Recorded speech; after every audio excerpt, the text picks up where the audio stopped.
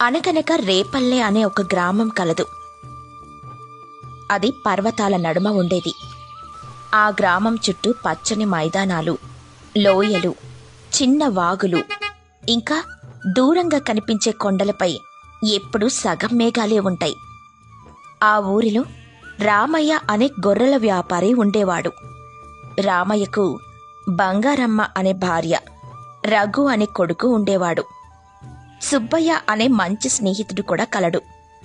ప్రతివారం మార్కెట్కి వెళ్ళి గొర్రెలమ్మడం అతని వృత్తి.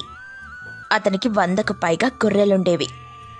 ఒకరోజు రాత్రి బంగారం ఇలా అంటుంది, ఏవయ్యా, ఈ వారం మన గొర్రెలకు మంచి గిట్టుబాటు ధర వస్తుంది అంటావా? వారానికి ఒకలా ఉంటుంది. అది కూడా మన అదృష్టమేనయ్యా. రఘు స్కూల్ నుంచి వచ్చాడు, ఇంకా కనిపించడం లేదేంటి?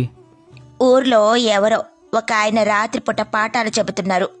వాడు స్కూల్ నుండి రాగానే రోజు అక్కడికి వెళ్తున్నాడయ్యా. పోనీలే, చదువుకుంటున్నాడుగా. మన రఘు చాలా బుద్ధిమంతుడు. మంచిగా చదువుకోవడమే కాదు, నాకు ఈ పనుల్లో కూడా సహాయంగా ఉంటున్నాడు. ఇంతలో రఘు ఇంటికొస్తాడు. అమ్మా, కూరేం చేశావు? నీకిష్టమైన కూరనే చేశాన్రా. బంగాళదుంప వేపుడు పప్పుచారు చేశావా? అవునరా, చాలా ఇష్టం కదా. చాలా మంచి పని చేశావమ్మా. కడుపు నిండా తిని వేగంగా నిద్రపోయి పెందల కడనే లేచి మీ నాన్నతో పాటు రేపు మార్కెట్కి గొర్రెలు తీసుకొని వెళ్ళు. అలాగేనమ్మా. మీరు కూడా కొద్దిగా తిని పడుకోండయ్యా. అలాగే, వడ్డించు. ఏవయ్యా, నీకు మంచం పర్వనా? మన ఆస్తంతా అక్కడ వదిలేసి నేనింట్లో పడుకుంటే రేపెలా సంత జరుగుద్ది? అసలే దొంగల బెడద ఎక్కువగా ఉంది. ఎవరైనా తీసుకుపోతే మనమేం చేయగలం? అది నిజమేనయ్యా. ఇలా మాట్లాడుకుని రామయ్య గొర్రెల మంద దగ్గరకు వెళ్ళిపోయాడు.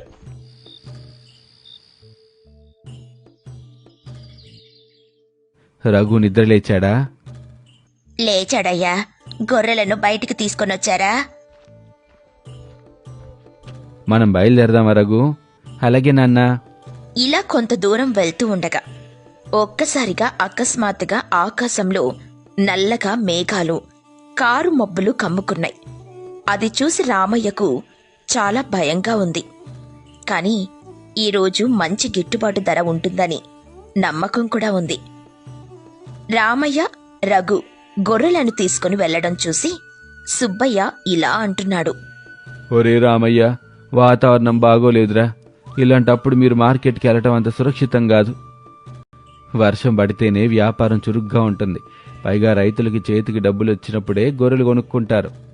వ్యాపారం గురించి నాకంటే నీకే బాగా తెలుసు.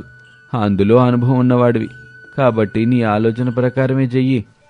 సుబ్బయ్య రామయ్య మధ్య సంభాషణ ఇలా జరుగుతూ ఉండగా చిన్న చిన్న చినుకులు మొదలయ్యాయి. నాన్నా, ఇప్పుడు వీటిని మనం ఎక్కడికి తీసుకువెళ్తాం? ఈ రోజు వెళ్ళకపోతే అవకాశం పోతుందిరా, మళ్ళీ రాదు. అయితే మరిప్పుడు ఏం చేద్దాం? అలా ముందుకెళ్తా ఉంటే అక్కడ ఏదైనా గుహ లాంటిది ఏదైనా కనిపించిద్దేమో చూద్దాం. అందులో కొద్దిసేపు ఉంచుదాం. అలాగే చేద్దాం నాన్నా. ఈ లోపల చిన్న చినుకులు పెద్ద వర్షంగా మారి గుట్టలు, వాగులు, లోయలు నీటితో నిండిపోయాయి. రోడ్లంతా జలమయమయ్యాయి. వర్షంలో గొర్రెల్ని నడిపించటం అంత సులభం కాదు. ఏంటి నాన్న, ఒక్కో గొర్రె వేరే వేరే దిశల్లో పరిగెడుతున్నాయి? ఈ వర్షం వల్ల గొర్రెలు సరిగా నడవలేకపోతున్నాయి, జారి పడిపోతున్నాయి. అందుకే అవి అలా నడుస్తున్నాయి. అదిగో నాన్న, మీరన్నట్టుగానే అక్కడ ఒక గుహ కనిపిస్తుంది. వర్షం తగ్గే వరకు అక్కడే ఉందాం. రామయ్య కర్రతో గొర్రెలను మెల్లగా టపటపా కొడుతూ వాటిని క్రమపరుస్తూ వాటిని ఆ గుహ వద్దకు తీసుకెళ్లారు. ఎలాగో ఒకలాగా వీటిని ఇక్కడికి చేర్చాం. వర్షం తగ్గాక నెమ్మదిగా వెళ్దాం. సుబ్బయ్య మామయ్య చెప్పినట్టు వచ్చే వారం వెళ్తే బాగుండేది. ఈ వర్షంలో మనకేంటి నాన్న ఈ తిప్పలు? హరి రఘు, నువ్వు చిన్నపిల్లాడివి. కష్టం లేకుండా లాభం అనేది ఊరికే రాదురా. అది నిజమేనన్నా. మా గురువుగారు కూడా మీరు బాగా కష్టపడి చదివితేనే మంచి ప్రయోజకులు అవుతారని చెప్తారు. పెద్దలు చెప్పిన ఏ మాటైనా మన జీవితాలకి ఉపయోగపడేది. వర్షం తగ్గినట్టుంది, ఇక మనం బయలుదేరదామా? సరే, వెళ్దాం. ఇలా రామయ్య, రఘు గుహలో ఉంచిన గొర్రెలను బయటికి తీసుకొనొచ్చి ముందుకు వెళ్తారు. వెళ్తూ వెళ్తూ ఉండగా మార్గమధ్యంలో ఒక వాగు కనిపిస్తుంది. నాన్నా, ఇప్పుడు మనం ఈ వాగుని ఎలా దాటగలం? నేనున్నానుగా, నువ్వేం భయపడకు. వాగంతా నిండుగా ఉంది. గొర్రెలు మునిగిపోయి కొట్టుకుపోతాయోనని నాకు భయమేస్తుంది నాన్నా. రామయ్య గొర్రెలను గుంపుగా ఉంచి కర్రతో నడిపించాడు. అతనికి నీళ్లు నడుము వరకు వచ్చాయి. కొన్ని గొర్రెలు నీటిలో మునిగిపోయాయి. రామయ్య ప్రాణం పెట్టి వాటిని బయటికి లాగాడు. దేవుడి దయ వల్ల అన్ని గొర్రెలు సురక్షితంగా వాగు దాటాయి. అవునాన్నా, లేదంటే మనం ఎంత ఇబ్బందికర పరిస్థితి ఎదుర్కోవాల్సి వచ్చేదో. కష్టపడేవారికి దేవుడెప్పుడు మంచి చేస్తాలేరా. ఇక రామయ్య, రఘు ఇలా మాట్లాడుకుంటూ మార్కెట్ దగ్గరకు మెల్లగా వీళ్లు వచ్చిన తర్వాత మరలా వర్షం ప్రారంభించింది. వీళ్ల దగ్గరకు ఒక పెద్ద వ్యాపారస్తుడొచ్చి ఇలా అంటున్నాడు. ఈ గొర్రెలు బాగున్నాయి. ధర ఎంత?